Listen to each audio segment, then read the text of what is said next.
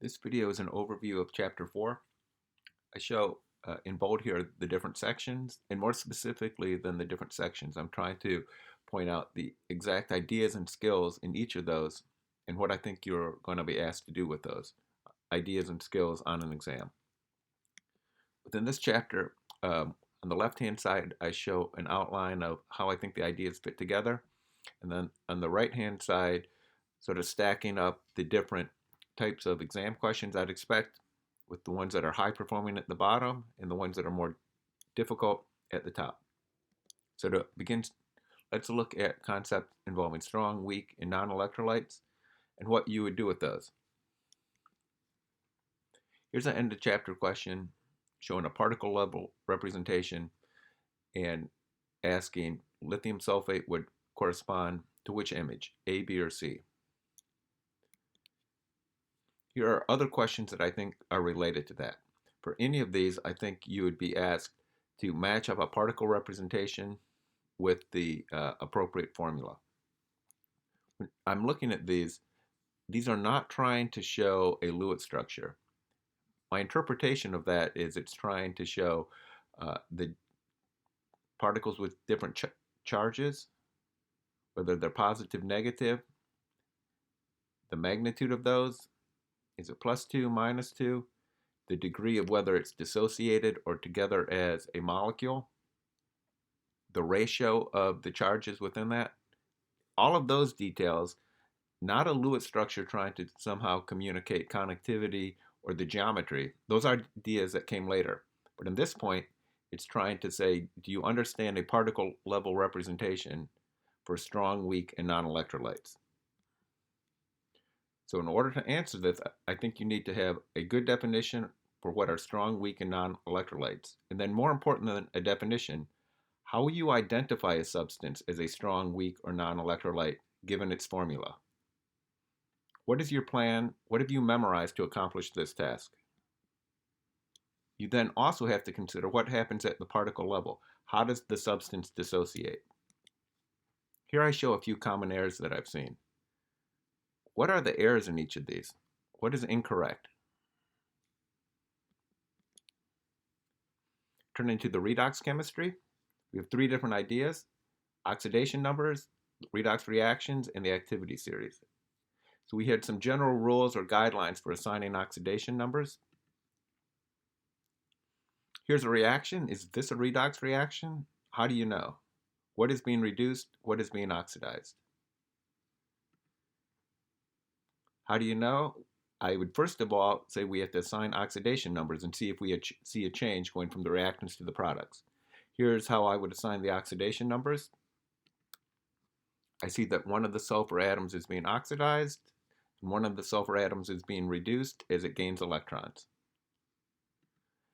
The idea of assigning oxidation numbers, I'm a big fan of transforming the instructional material, taking the idea and writing it in a way that makes sense to the learner. For me, to summarize the idea of oxidation numbers, I would choose an example like this. Assign the oxidation numbers in this compound. This summarizes a lot of different ideas and skills. It makes me remember that I need to know the charge for common polyatomic anions, and from that I could deduce the charge of this X cation must be X3 plus. I then would look in and recall that if the overall charge is 2- for the polyatomic, I'm going to first of all assign each oxygen as 2-, and that would leave sulfur for last, which would be 6 plus. So a well-chosen example or two, I think, can summarize for you the ideas and skills that you need when it comes to assigning oxidation numbers. Within this question, which element is oxidized, which is reduced? Notice within here when we have the polyatomic nitrate, I see nitrate on both sides. I'm recalling that nitrate is a -1 anion, and I'm using that information to come up with the charges for the other species. Give this one a try. Read the word description. Can you write a balanced equation for it? Here would be the corresponding balanced equation. Magnesium metal is magnesium solid. I've memorized the formula for hydrochloric acid. Magnesium chloride is a salt, and the hydrogen gas is also being produced. To double check to see its features as a redox reaction, here would be the oxidation numbers. Another idea here is that H plus can be involved in a redox reaction. Also, the idea that a redox reaction proceeds in one direction but not the reverse. And we use the activity series to make sense of that. Notice how hydrogen is being included in that. Here's the oxidation involving hydrogen gas. Take a second to see if you can work through these provided questions. Does a reaction take place? If so, what are the products? Or is there no reaction? Our plan here was to find the reactants on the activity series. If we have the element on the left-hand side above the ion that's below it, the top element will be oxidized and the bottom one would be reduced. Here's the different examples where we might have no reaction or a particular reaction taking place. Using the provided data within the activity series is a skill you need to have. Here are several different example questions, end of chapter, that pertain to redox reactions.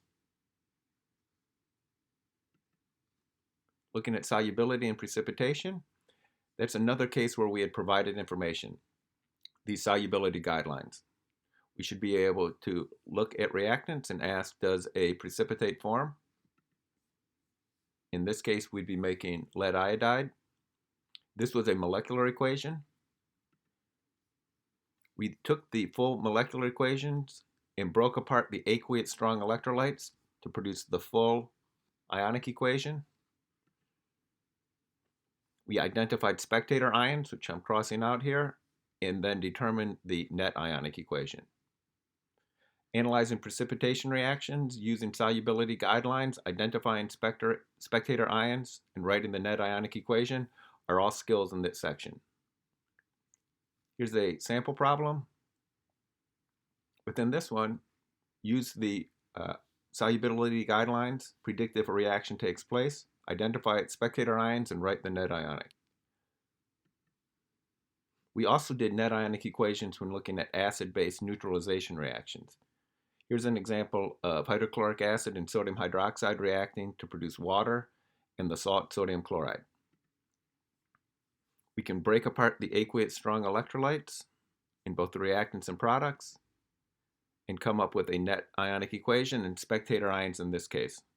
The plan here is the same as with the precipitation reactions.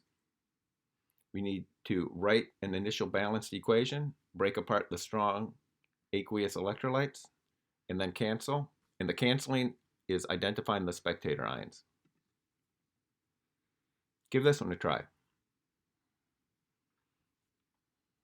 What are the spectator ions? What is the net ionic equation? This would begin by balancing, breaking apart the aqueous strong electrolytes,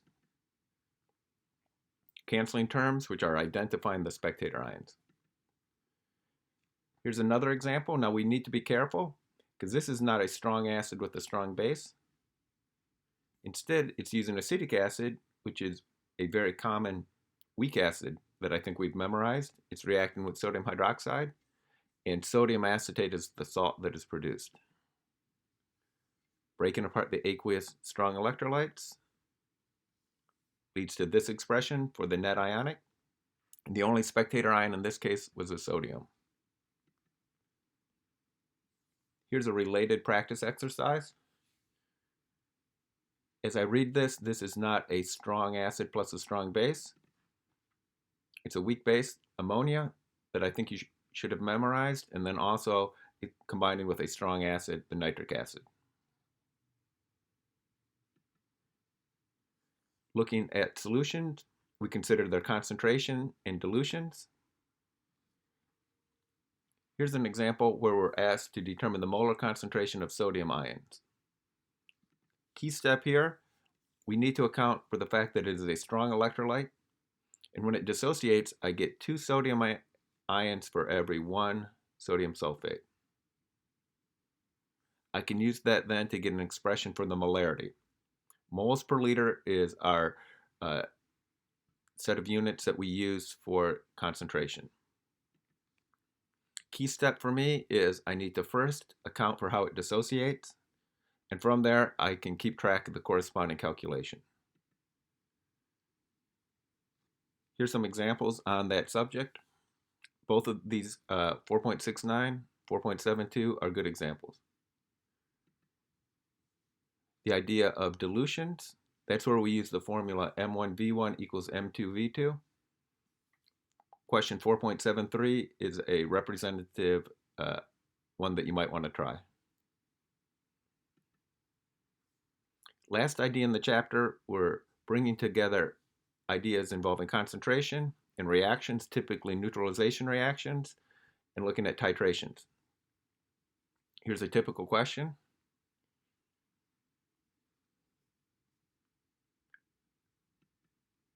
The most important step I find is writing the balanced equation to start with. Here's an outline for how we can then do the analysis.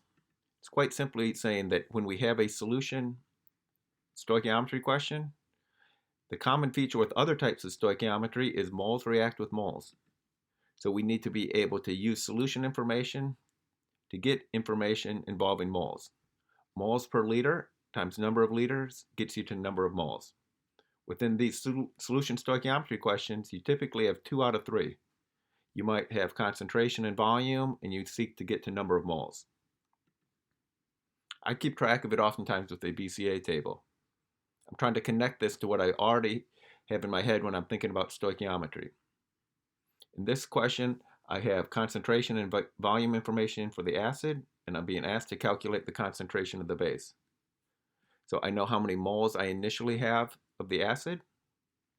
I'm going to use those all up. I use the coefficients to determine how much base is involved. Those are in mole amounts. And then back to the idea that moles per liter times liters gets you to number of moles. I'm going to use that to get to the concentration of the base.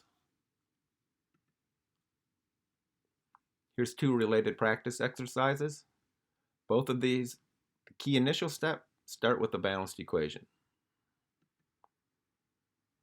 Here's a integrative exercise at the end of the chapter to work through the details within this one. We need to start with a balanced equation. In this case, it's a precipitation reaction. I'm going to keep track of the amounts using a BCA table. I like this one because it's a combination of a certain mass of a sample and solution information. In both of those cases, I'm going to determine the number of moles that were involved for the reactants. Which one's limiting? Let me just choose one. If my potassium phosphate is limiting, this is how much silver nitrate I would need to consume. That's more than I started with, so I'm just going to choose the other one. That gives me a value within the change line, and I can get all of the corresponding values, and then these are the mole amounts that I'm left with. In any of the mole amounts, we can convert in different ways. In this case, we're converting it to figuring out the mass of the sample that was involved. That's the theoretical yield for what would be produced. So within this section, a lot of ideas within Chapter 4. A lot of ideas and skills that I think it will be beneficial to return to and practice.